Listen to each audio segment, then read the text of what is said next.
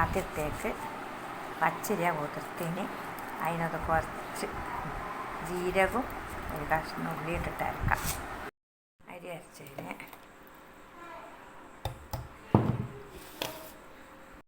ഉപ്പിടാം.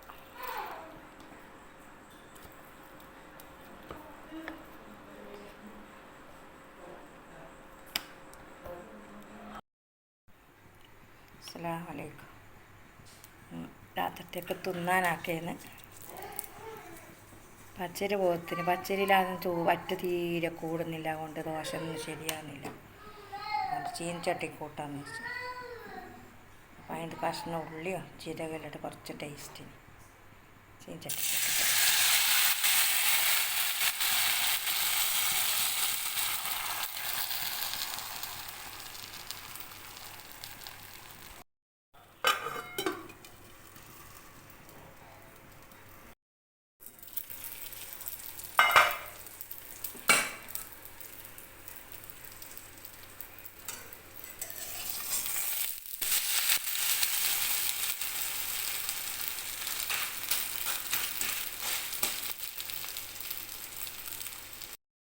അസ്സലാമു അലൈക്കും. അങ്ങനെ അപ്പോടെ ചുട്ട് കഴിഞ്ഞ് ഇനി നമ്മളെ മോനിക്ക് ഞാൻ തിന്നാൻ കൊടുക്കാൻ പോകുന്നു. മോനിക്ക് തിന്നാൻ കൊടുക്കട്ടെ.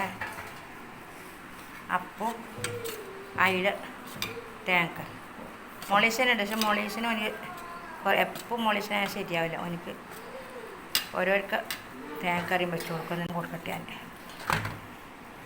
ഇതാണ് നമ്മൾ മറിച്ചെടുത്ത ചീനച്ചട്ടി കൂട്ടിയത്. മറിച്ചെടുത്തെന്നും പറയും ചീനച്ചട്ടി കൂട്ടിയെന്നും പറയുമോ. അപ്പോൾ ദോശ കൂട്ടിട്ട് ശരിയാണ്. അപ്പം ചീനച്ചട്ടി കൂട്ടാന്ന് വെച്ചിട്ട് അങ്ങനെ പൊട്ടിച്ചിട്ട് കൊടുക്കട്ടെ എൻ്റെ മോനിക്ക്. നമ്മളെ ചാനൽ കണ്ടിട്ട് എല്ലാവർക്കും ഇഷ്ടപ്പെട്ട ലൈക്ക് ചെയ്യുക, സബ്സ്ക്രൈബ് ചെയ്യുക, ഷെയർ ചെയ്യുക, കമൻറ്റ് ചെയ്യുക.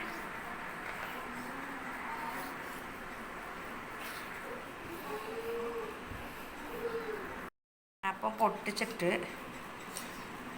കൊടുത്തിട്ടുണ്ട്. പൊട്ടിച്ചിട്ടെന്ന് വെച്ചാൽ ഓനിക്ക് അങ്ങനെ ഇങ്ങനെ പൊട്ടിക്കാനൊന്നും അറിയില്ല. അപ്പം ഞാൻ എൻ്റെ കണക്കിന് പൊട്ടിച്ചിട്ട് കൊടുത്താൽ ഇതായിപ്പോൾ തിന്നാല.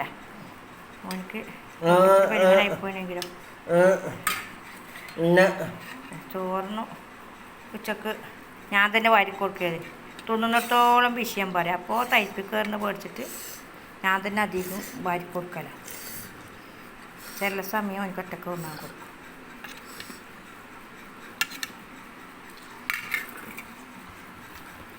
എന്നാൽ ഇന്നോട്ടോളം വിഷയം പറയും. അപ്പോൾ തയ്പ്പിക്കുകയില്ല. അതുകൊണ്ട് ഒറ്റക്ക് അങ്ങനെ കൊടുക്കലില്ല. ഇങ്ങനെ ഞാൻ തന്നെ കൊടുക്കല. മോൻ തിന്നടക്കും.